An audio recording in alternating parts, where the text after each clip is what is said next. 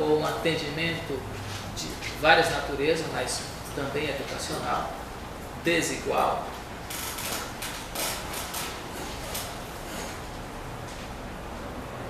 Portanto, repito, um atendimento desigual para sujeitos tratados desigualmente.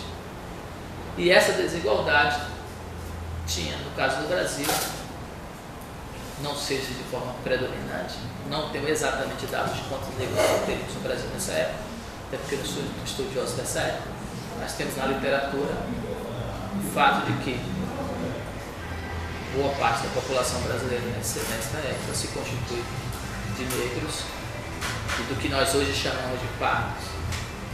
Ou seja, essa desigualdade tem uma cor marcante.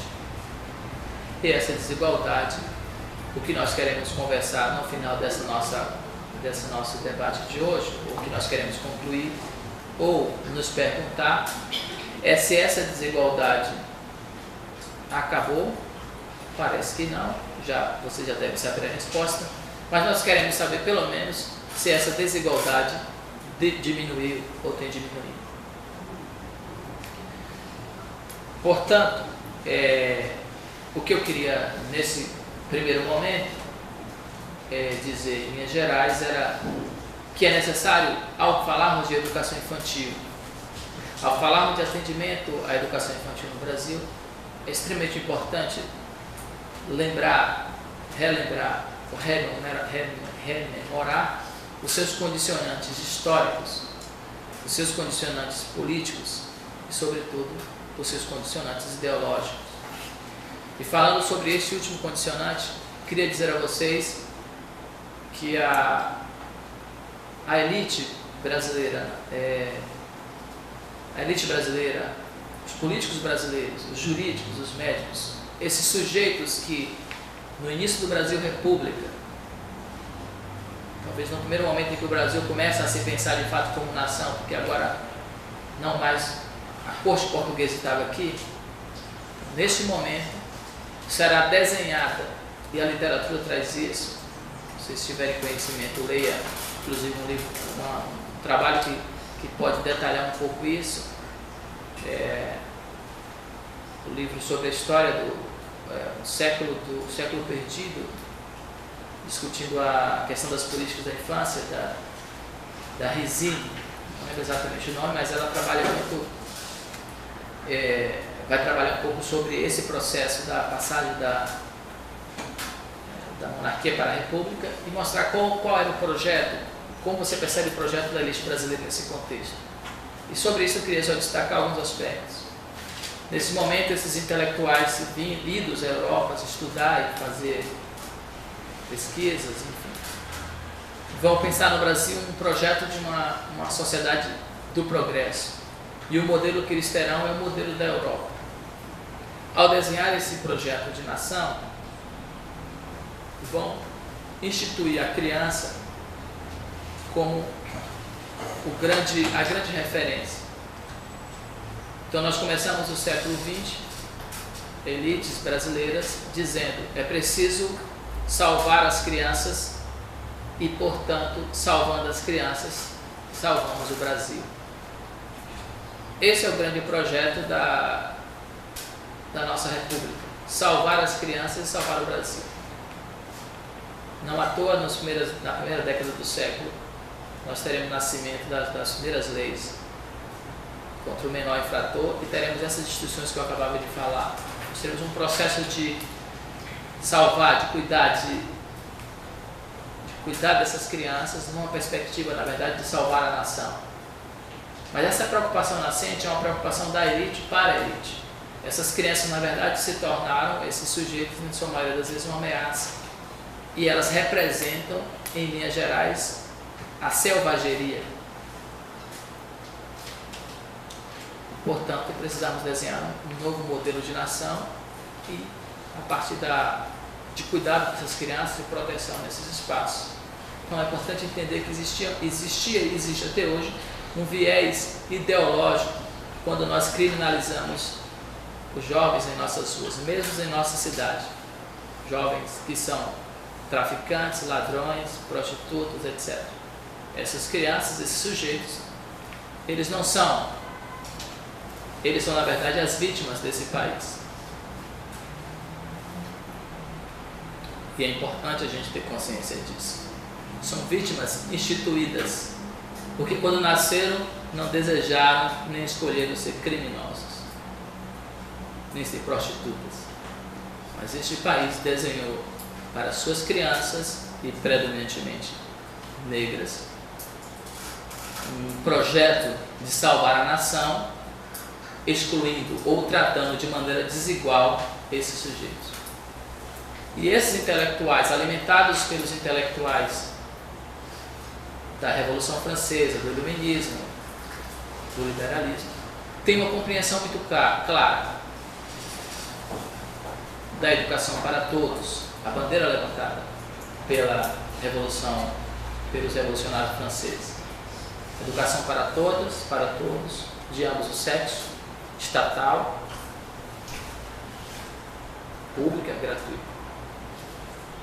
Mas desde aquele início e até hoje, os defensores, e nós defensores dessa mesma bandeira, mas sobretudo os intelectuais que defenderam, sempre tiveram muito claro, e basta nós lermos na literatura, que para muitos deles havia uma compreensão muito clara de que há sujeitos que é dados ao conhecimento e há sujeitos que é dado ao trabalho.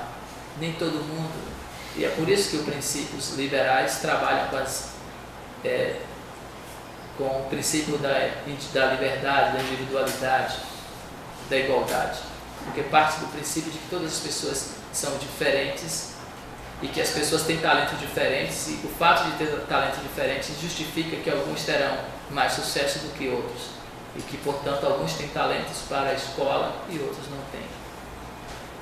Essas compreensões ideológicas que marcam a educação, marcam também a educação e o atendimento à infância.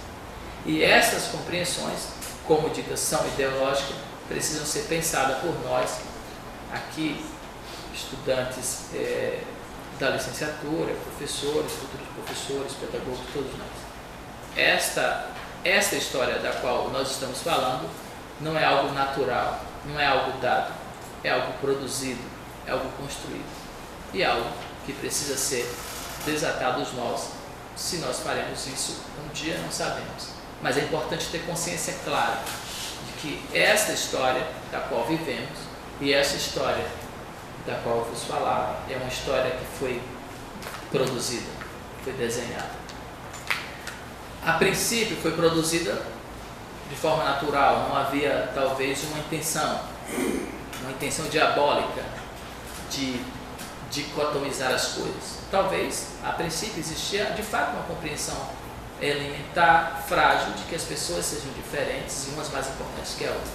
Mas hoje, passado tanto tempo da história, hoje, após tanto avanço da tecnologia, das ciências, das várias ciências, nós sabemos claramente e temos comprovação clara, vários campos da ciência, que essa história não só foi produzida, ela continua sendo reproduzida e reproduzida inclusive nas universidades e em nossas escolas.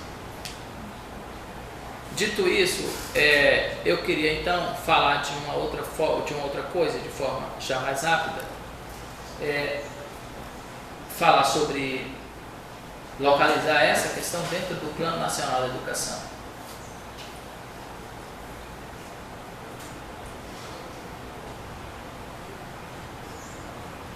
Então nós temos aqui,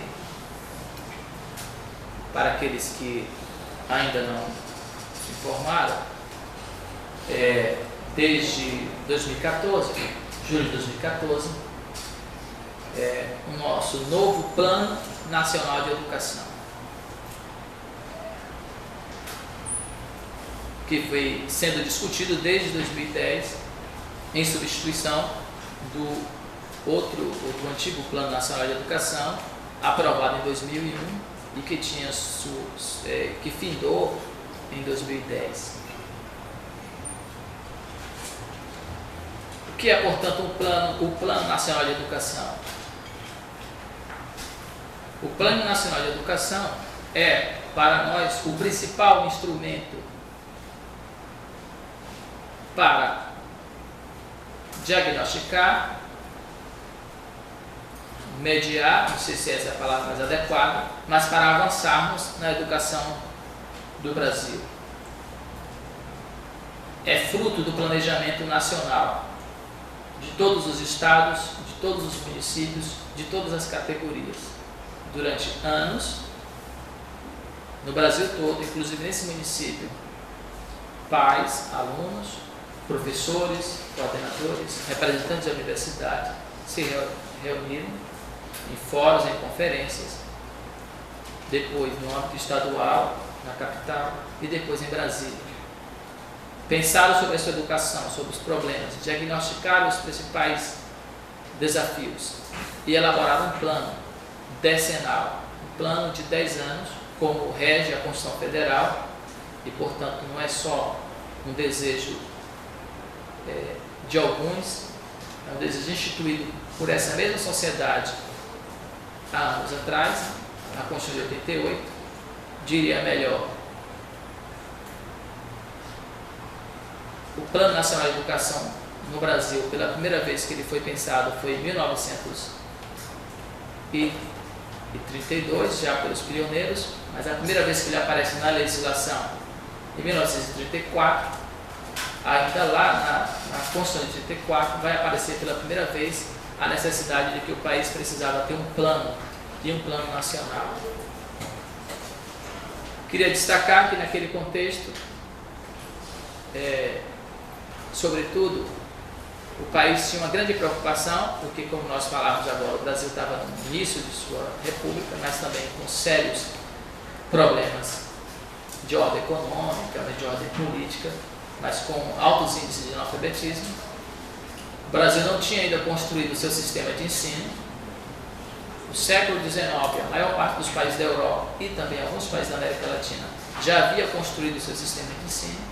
E o Brasil começa o século XIX, uma economia predominantemente agrária, com sua população praticamente 80% de analfabetos.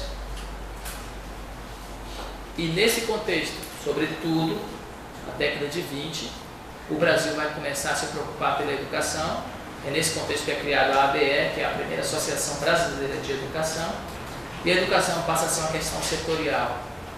Nesse mesmo contexto, é importante saber, intelectuais, pessoas ligadas à economia, à política, vão, no geral, começar a construir um consenso de que é preciso, por meio da educação, avançar no Brasil, avançar na economia e na industrialização do Brasil. É nesse contexto em que vai aos poucos se desenhar o Manifesto dos Pioneiros, mas é nesse mesmo contexto também que eu queria dizer que aparece pela primeira vez a ideia de Plano Nacional de Educação. O Plano Nacional de Educação nasce com a ideia de um instrumento que unisse a nação pelo viés da educação, mas com uma proposição econômica, uma proposição moral, diga-se de passagem também, e uma preocupação de ordem também econômica. Por exemplo, o país precisa avançar, precisa desenvolver, precisa ter um Plano Nacional de Educação, precisa ter um sistema de educação. Dito isso, volto para o nosso atual plano de educação, e disse isso porque é importante sabermos um pouco de como é que isso se configura na história. Este atual plano, e portanto ele é fruto desse processo histórico, do desejo do país ou de algumas instâncias intelectuais ligadas à educação, sobretudo destacamos Anísio Teixeira, dentre eles, dentre os signatários do manifesto, é um dos que, assim como outros, manteve uma militância até sua morte por esta educação que eu acabava de falar no instante, pública, gratuita, de qualidade não, que é um conceito mais atual, mas pública, laica, estatal e para todos. E que ao longo da história do Brasil, até o contexto atual, esse plano não conseguiu nunca ser instituído. Ele sempre foi pensado, iniciado, começado a elaborar, mas por várias questões, sobretudo de âmbito ideológico, político, ele não conseguiu ser instituído.